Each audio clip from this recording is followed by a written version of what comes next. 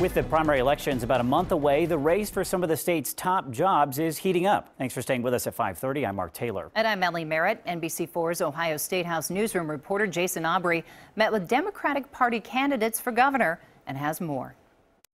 I asked each of the candidates what they plan to do about gun control. Here's what they had to say. Each of the candidates had similar responses. Tightening the gun laws in specific respects that we can achieve. Universal background checks that are comprehensive.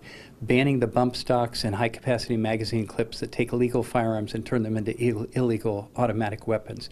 Those are very important things. Those are concrete steps we can take that will save lives. I think we need to close that gun show loophole. We have to make sure that we have more expansive background checks. We need to make sure that if there are red flags of danger, that we are able to seize those weapons for a temporary period until we figure out what's going on with that danger. Either it gets lifted or it gets fixed or something.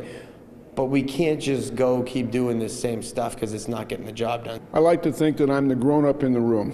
I'm a retired Supreme Court justice. The Second Amendment guarantees your right to bear arms, but it also guarantees our right to have reasonable regulations. No question about it. My reasonable regulation is if you want to own an assault weapon, you're going to have to register that with your local chief of police once a year. If you can't ban assault weapons, you can't talk about the other things. Yes, there's a whole range of limiting the access that people who should never have a gun, that you want to do that. I got that. That's easy. But until we take these weapons of war off our street, those discussions are well, they're important. They don't have the same impact with the public. Now, the candidates had a lot more to say on guns and other topics. You can hear those responses on our social media accounts and our website. Local for you at the State House, Jason Aubrey, NBC4.